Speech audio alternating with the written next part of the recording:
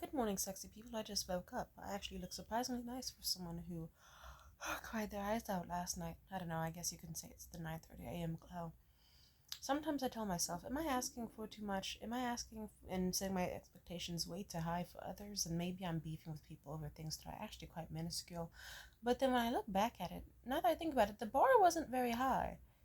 Like, it's like, hi, dude, you've followed me for 7 months now. You saw how good and how bad my last relationship got. Kind of messed up that you know what they did to me, and you're like, I see you're following them online. Did you know that was my rapist, Jared? And then they left me on red, so I just simply said, you know what? Like, after several hours, I was like, okay, you know what? If this is the type of person your character is, then I think I'm just very grateful that it got shown in this way. Because if this is how you truly are as a person, where it doesn't affect you or you don't care, and you want to still hang out with them, then I'm gonna just be grateful that we are no longer friends and I was shown goodbye. Now, did they like that? No, but that's not my fucking problem. My birthday passed, and I thought to myself, like, how did I put this? I didn't know what to expect for my birthday. I thought, I hope I don't get zero messages. I hope I get some. I got some from you on here. That was very lovely. Thank you so much. That actually did mean a lot. I was like, wow, people actually watched that whole, both two parts of the video and thanked me for my birthday. You don't know how good that felt. I'm very grateful. Thank you so much. And then on Instagram, how many people actually genuinely told me happy birthday? That, but I still had some people do it. I had a really good guy I was talking to, like, be the first to message me happy birthday. My ex boyfriend, the one I'm actually on good terms with, who I've been with on and off for like 3 years, he messaged me happy birthday.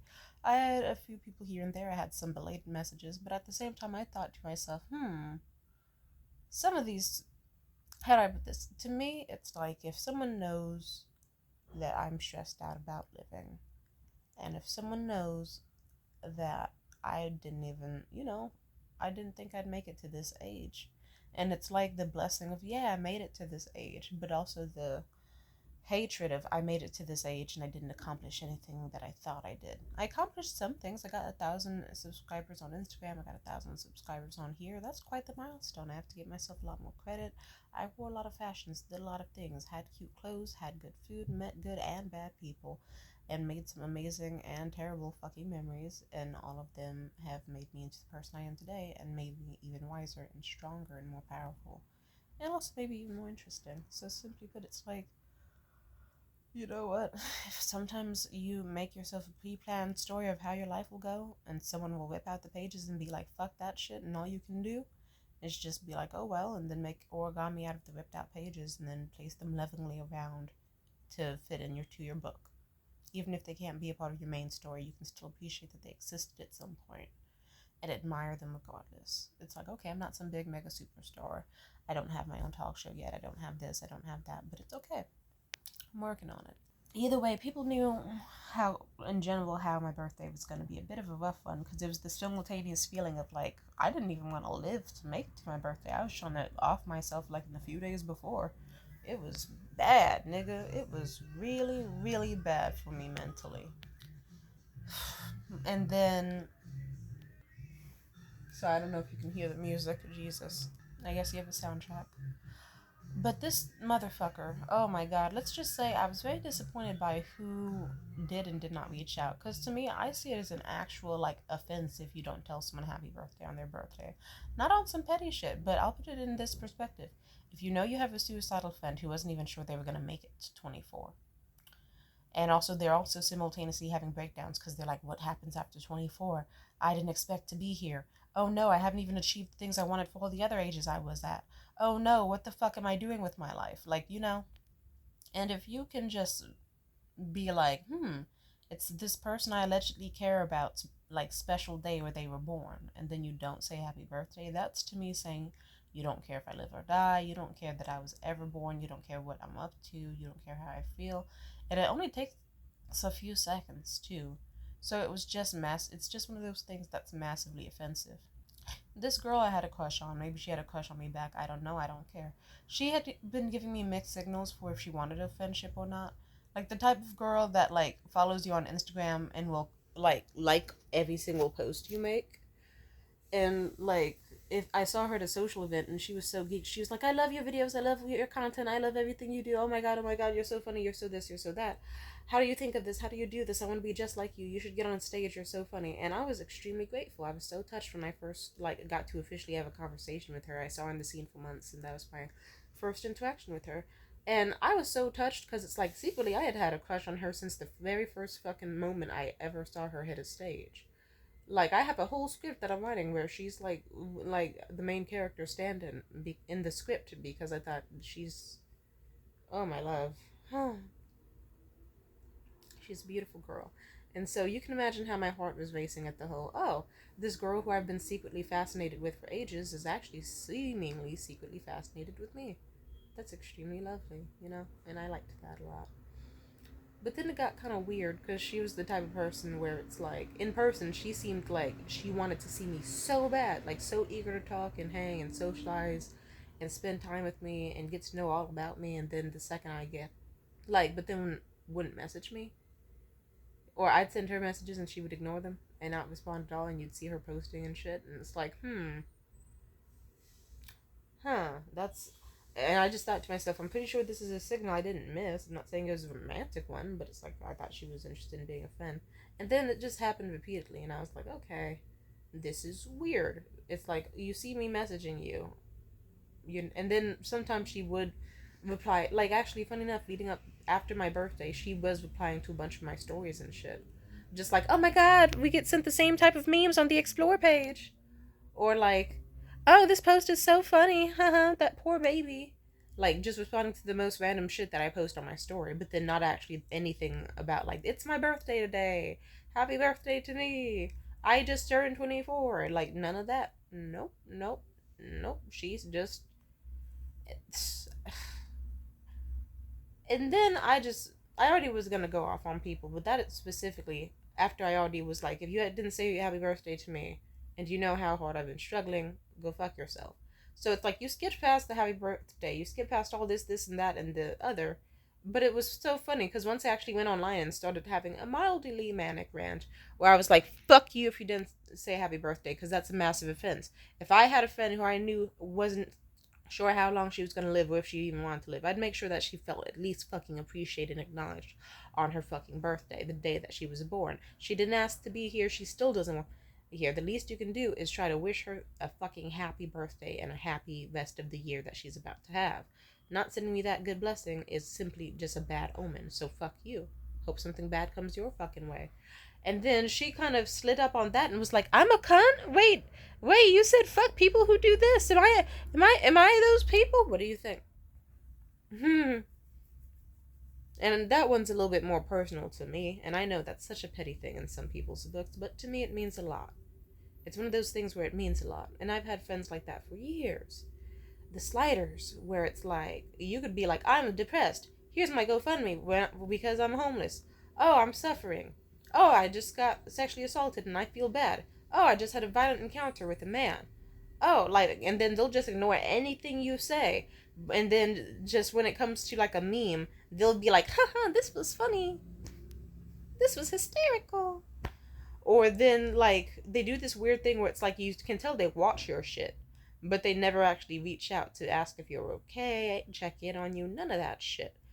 Like and it's so offensive because they'll see you crying for several slides, and then they'll see you say one sort of funny thing in the middle of your hysterics and then be like, haha, that was funny, laughing emoji. It's like, girl, the topic of this video is me being traumatized after leaving an abusive relationship. Like, I'm glad you found me a little funny, but it's like, can we lock in, please? Like, please? Like, that's not the most important thing here. I've gotten mad at people before. I've got, people would be like, oh my god, that meme you posted on your story was so funny and your outfit was so cute. And I'd be like, okay, so just fuck me talking about getting raped, huh? They were like, oh no, I'm sorry. Sometimes I skip through the words and I'm sorry. But yeah, to me, that's like, I don't know. I like friendships where I'm considered. And with the bar raising, that means some people are going to be left behind. Because it's just like if I had a friend who was going through hard times, what I'd do is reach out. If I had a person that I really cared about, I would not be like that. So fuck you. you know? No, impromptu song. You deserve it if you've made it to this point in the video. You hit the 10-minute mark. You need a little song. That pissed me the fuck off with that lady. It's a shame, though. Part of me is like, she was a really cute girl. She was the muse for your script. You wanted to secretly ask her to be on the film one day when you actually finished writing it. Like, she did seem really interesting and perfect to talk to. Are you sure that you really wanted to start a passive-aggressive beef with her online? But at the same time, part of me is like, one, if the shoe fits. Two, she at any point in time to be like, I'm sorry, or I care about you, or happy birthday, or anything. She had plenty of opportunities for maybe like 3 to 4 days. And she didn't. She knew. She knew the consequences, and then they affected her. And now she's all surprised Pikachu face.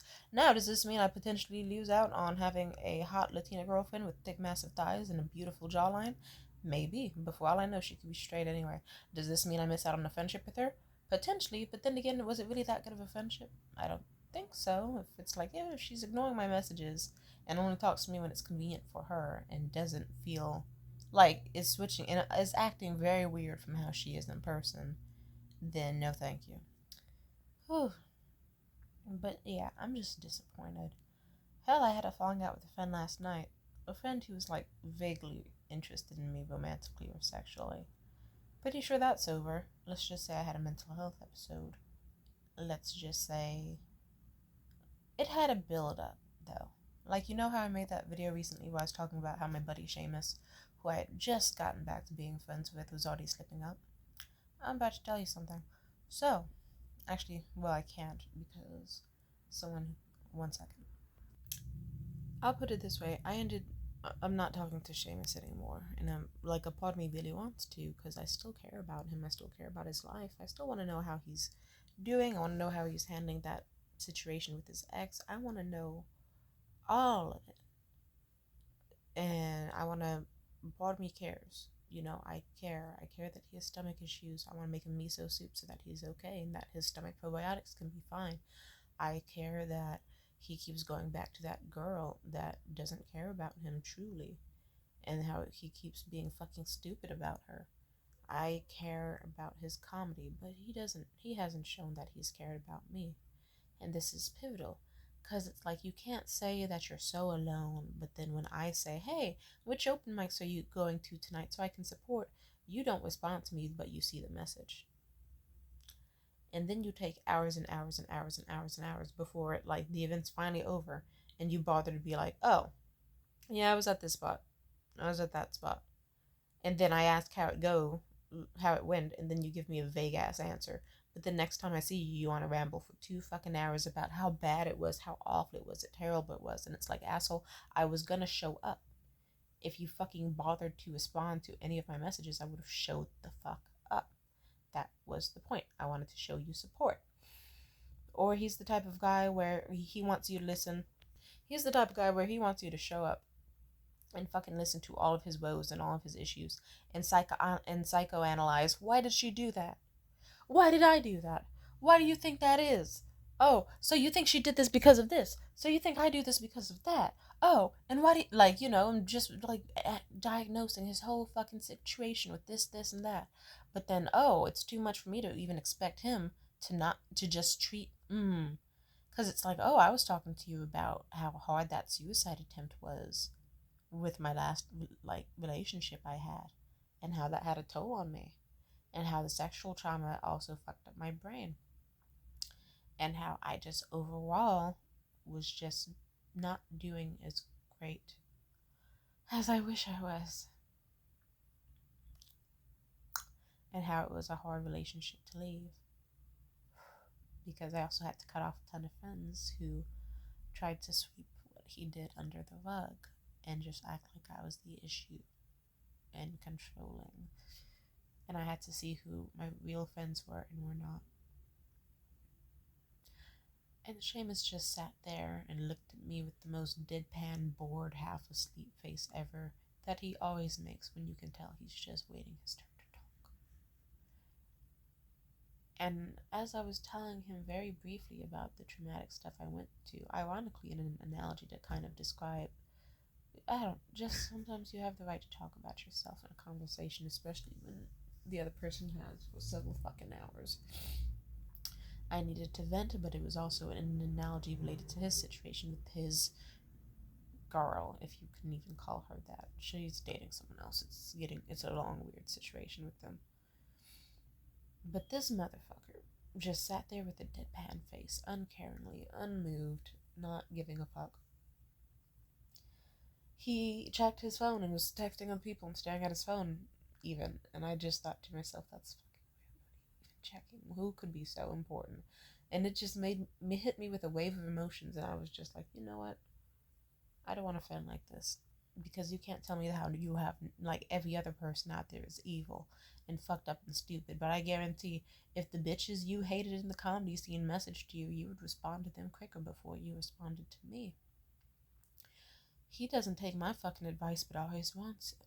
He doesn't respect me enough where I messaged him before in peril and he couldn't do shit. If anything, hell, one time he snatched me out of a suicidal episode when I called him. It was a really bad one. But then again, he absolutely botched it. How do I put this? By the end of that one phone call, I remember I thought I'm gonna live just out of fucking spite. Because this nigga sucks fucking donkey dick. And he was so rude on the phone and disrespectful. Just. But it was one of the actual, maybe like 2 times I actually can say he's been there for me as a friend. And we've been friends for about a year, so isn't that fucking depressing? And so let's just say it's been a weird year for me. Everyone knows that. It's like I had dudes who had been seeing me casually for like 3 years say that we were barely more than friends and that they didn't care about me and abandoning me. And that hurt. Fuck you, JC. I had weird exes that like were both in love with me, but simultaneously really didn't give a fuck about me. So why should I care? And then they do weird push and pull tactics and be very strange and just. I lost a lot of people who I thought cared about me and who I cared strongly for. I was friends with this pregnant bitch. She was a fucking cunt. And it's like, yeah, okay, it's good that you want to rant to me and how we can't have a single conversation that isn't talking about comedians you hate or how your baby daddy sucks that you haven't seen in ages. But, it would be nice if we could talk about any single thing outside of that. I can't even bring up my plants without you bringing up, oh yeah, Julio did cocaine. Okay, that was not the type of plant we were talking about. We were not talking about cocaine. We were talking about fucking succulents. Like, Jesus. Like, you don't have fucking hobbies. You're not very respectful to me. Just, she was a fucking cunt, and I'm glad I left that friendship. I could have left it a lot harsher than I did, but simply put, she's a bitch, and I needed to leave that. I'm just kind of mentally coping with the whole people don't care about me, but want to be around me thing. And I find that so disturbing and sick and twisted. Mm. I kind of see why some narcissists flourish well in life, because they could just let shit like this roll off the bat. They could just be like, all right, here's like. How? Sorry. Sorry, what the fuck? Now I'm thrown off because this video says that it paused at 18:38, and I don't know how long I've been talking with it not recording what I've been saying. Well, that pissed me off. I guess I'll be watching the last part and then I'll make another video if I feel like talking about it more. Now I'm pissed off again. Jesus Christ. My arm's shaking from how pissed off I am now. Alright, talk to you later.